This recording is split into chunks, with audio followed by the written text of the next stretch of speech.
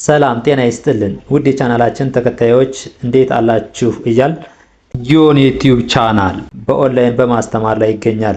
የምናስተምረው አማርኛ፣ እንግሊዘኛ፣ ሂሳብ እና እንዲሁም ሌሎችን የትምህርት አይነቶች ሲሆን በየትኛውም ሀገር ሆናችሁ በኦንላይን መማር መከታተል የምትፈልጉ ታች ቪዲዮ ላይ ባስቀመጥነው ስልክ በኢሞ፣ በዋትስአፕ፣ በቴሌግራም ሃሎ ይበሉን፣ ይደውሉልን፣ መማር መከታተል ይችላሉ።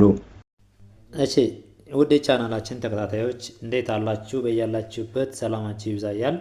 ዛሬ ደግሞ ይዘንላችሁ መጣን የአማርኛ ፊደል ቃላት ምስረታ ነው። የራሳቸውን ወይም ደግሞ ፊደሎችን እናነቃቸዋለን። ነገር ግን እንዴት አድርገን ነው አገጣጥመን እንጽፋቸው፣ አገጣጥመን የምናነባቸው እንዴት አድርገን ነው፣ አገጣጥመን ለመንበብ ተቸገርን ምናምን ላላችሁ ይሄ ያው ጥሩ ምሳሌ ሊሆን የሚችለው ይሄ ነው። ያው ፊደሎች የራሳቸውን ዝርርቅ ብሎ ወይም ዘፈቀደ እንደፈለጉ ቁጭ ብለዋል እዚህኛው ጋር። ከዛ በስርዓት ልክ እንደዚህኛው ትርጉም እንዲሰጥ አድርገን ምንጽፍ እንዴት ነው የሚለውን ነገር አንድ ባንድ እናያለን ማለት ነው። አንድ ባንድ እናያለን። እሺ ያው ለምሳሌ ይሄ ምንም ትርጉም የለውም፣ ግን በስርዓት ደርድረን ስንጽፈው ምን ይሆናል? ትርጉም እንዲሰጥ ይሆናል ማለት ነው። እሺ ለምሳሌ ይኸው ሙዝ በአንድ ላይ ስርዓት ይዘን ስንጽፈው ሙዝ። ይኸው ከዚህ ጋር ሙ ይቻት፣ ከዛ ደግሞ ዝ ይቻት። እዚህ ጋር ዝ ብቻዋን ሙ ብቻዋን ስናያቸው ምንም ትርጉም ያላቸው አይመስለንማ። በአንድ ላይ ስንጽፈው ግን ይኸው ሙዝ ሙዝ ሚል ትርጉም ይሰጠናል ማለት ነው። እሺኛው ደግሞ ሙከራ ሙከራ ሙከራ ያው ሙከራ ሙከራ።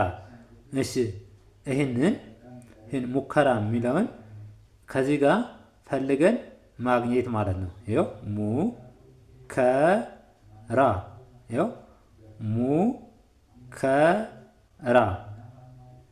ሙከራ ብለን እንጽፋለን ማለት ነው። ይኸው ይሄኛው ደግሞ እቺ ማናች በ፣ እቺ ማናች ለ፣ እቺ ጠ በአንድ ላይ ስናነበው በለጠ።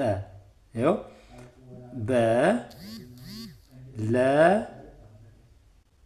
በ ለ ጠ ይኸው በ ለ ጠ ይኸው በለጠ በለጠ ብለን እንጽፋለን ማለት ነው። እኛው ደግሞ ማነች ሰ፣ እቺ በ፣ እቺ ረ በአንድ ላይ ስናነበው ምን ይሆናል? ሰ በ ረ ሰበረ። እሺ ሰበረ የሚለውን ከዚህ ፊደሎች ብትንትን ካሉ ፊደሎች እያንዳንዳቸው እናነባቸዋለን፣ ግን አገጣጥመን ትርጉም ሰበረ የሚለውን ትርጉም ለማግኘት ይኸው ሰ በ ረ ይኸው ሰ በ ረ። ለምሳሌ ሰበረ ብለን ለመጻፍ እንፈልግ ይኸው ሰ ነዚህ ወሰድነ፣ በ ይቻል፣ ረ ይቻል። በአንድ ላይ ስናነበው ምን ይሆናል? ሰ በ ረ ሰበረ ሰበረ። እሺ እቺ ቀ ነች፣ ቀ፣ እቺ ለ፣ እቺ ጠ በአንድ ላይ ቀለጠ ቀለጠ። ይኸው ቀለጠ ብለን ቃላት ለመመስረት ቀ ለ ይቻት፣ ለ ጠ ይቻት፣ ጠ በአንድ ላይ ቀ ለ ጠ። ይኸው ምን ይሆናል? ይሄ ቀለጠ ይላል ማለት ነው። ቀለጠ ይሆናል። እሺ ሌላኛው ደግሞ በላ በላ። ይኸው ብቻዋን ስናነባችን በ ብለን እናነባችን ደግሞ ላ፣ ሌላ ምንም የምናያይዝበት ነገር የለም። ይኸው አብረን አንድ ላይ መጥራት በላ። ይኸው በንጠራው ከዚያ ቀጥዬ ላ በላ በላ ሚል ትርጉም ይሰጠናል ማለት ነው። ይኸው በ ይቻት፣ ላ ደግሞ ይቻት ማለት ነው። ከነዚህ ትንሽ ፊደሎች በጣም ብዙ ቃላት መመስረት ይቻላል እያገጣጠምን። በላ በላ ሚል ትርጉም ይሰጠናል። በላ። እኛው ደግሞ ደመረ ደመረ። ያው ደ ይቻት መ ይቻት ረ ይቻት በአንድ ላይ ይህ ስናነበው ደመረ። ይኸው ደመረ። ምን ብለን እናነባዋለን? ደመረ ደመረ። እሺ እቺስ መከረ መከረ መከረ። እሺ መከረ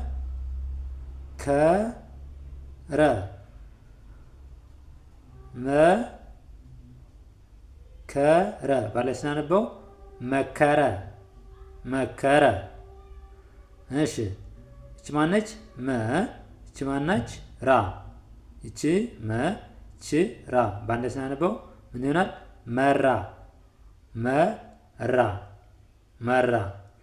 እሺ እቺ ማናት? ተ እቺ ማናት? ራ እቺ ማናት? መ እቺ ማናት? ደ እስኪ ተ ራ መ ደ። ይኸው በአንድ ላይ ስናነበው ምን ሆነ? ተራመደ ተራመደ። ፍጥን ብለን ስናነበው ምን ይሆናል? ተራመደ ተራመደ። እሺ እቺ ማናት? ከ እቺ በ እቺ ረ በአንድ ላይ ከ በ ረ በአንድ ላይ ስናነበው ምን ይሆናል? ከበረ ከበረ ከበረ ይሆናል ማለት ነው።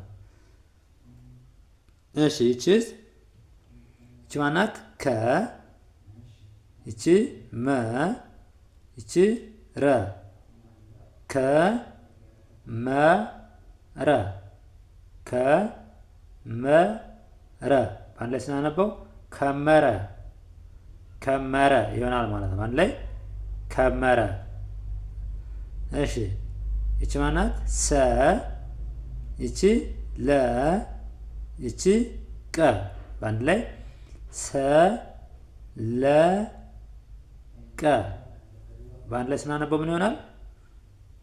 ሰ ለ ቀ ሰለቀ ሰለቀ። እሺ ከዛ ይቺ ማነች? ጠ ይቺ ለ ይቺ ቀ በአንድ ላይ ስናነበው ምን ይሆናል? ጠ ለ ቀ ጠ ለ ቀ ጠለቀ። ይኸው ጠለቀ ጠለቀ ይሆናል ማለት ነው። እሺ ይቺ ማነች? ቀ ቀ ይቺ ጠ ይቺ ረ በአንድ ላይ እስቲ ቀ ጠ ረ እስቲ በአንድ ላይ እናንበው። ቀ ጠ ረ ቀጠረ ቀጠረ ቀጠረ። እሺ ሌላ ደግሞ በቺስ ቀ ይቺ ለ በቀ ለ በቀለ በአንድ ላይ ስናነበው ምን ይሆናል? በቀለ። ያው እንዳልክ እንዳቀማምጣቸው መጥራት ነው። በቀለ ለምሳሌ ከዚህኛው ጀምረን ስናየው ይቺ ማናት? ሰ ሰ ይቺ ለ ይቺ ቀ በአንድ ላይ ምን ይሆናል? ሰለቀ ሰለቀ። ያው ይቺስ ጠ ይቺስ ለ ይቺ ቀ በአንድ ላይ ጠለቀ ጠለቀ። እሺ ልክ ሁሎችንም በተመሳሳይ ምን እያደረግን እንደዚህ እያደረግን ማንበብ ማለት ነው። እንደዚህ ካርገን ካነበብን ረጋ ብለን የብቻ ብቻ ስንጠራቸው ለምሳሌ አሁን ይኸው እዚህ ጋር ቀለጠ ብለን ለመጻፍ ይኸው ቀ ስንል ብቻዋን እዚህ ጋር እናነባታለን። ለ እናነባታለን። ጠ ይኸው ብቻ ብቻውን እናነባዋለን። ነገር ግን እዚህ ላይ ቀለጠ ብለን ስናነበው ሌላ ነገር ያለውን ስለሚመስለን ነው እንጂ ስማቸውን ነው ፈጠን ለምንጠራው እንጂ ሌላ የሚጨመር ነገር የለውም ማለት ነው። እንዲህ ያደረጋችሁ እየጻፋችሁ ቃላትን እየመሰረታችሁ ተለማመዱ። በዋነኝነት ደግሞ ፊደሎችን ካወቃችኋቸው ፊደሉን ለማወቅ ነው እንጂ ፊደሉን ካወቃችሁት ለማንበብ ወይም ደግሞ ለመጻፍ ምንም አይከብዳችሁም። በቀላሉ ማንበብ መጻፍ ትችላላችሁ ማለት ነው። ያው አሁን ለምሳሌ እችን ፊደሉን ለሚያውቀው ሰው እቺ ማናት? በች ላ እችን በላ በላ ብሎ ለማንበብ እችን ስማቸውን አያይዞ ለመጥራት ምንም የሚከብድ ነገር የለውም ማለት ነው። ከዚህ በተረፈ በኦንላይን መማርና መከታተል ለምትፈልጉ ከታች መደወል ትችላላችሁ። በቴሌግራም፣ በኢሞ፣ በዋትስአፕ በማንኛውም ሶሻል ሚዲያ መደወል ትችላላችሁ። ለዛሬ ዘንላችሁ የመጣን ቪዲዮ ይህን ይመስላል። በሌላ ቪዲዮ እስከምንገናኝ ድረስ መልካም ጊዜ፣ ሰናይ ቆይታ ይሆንላችሁ።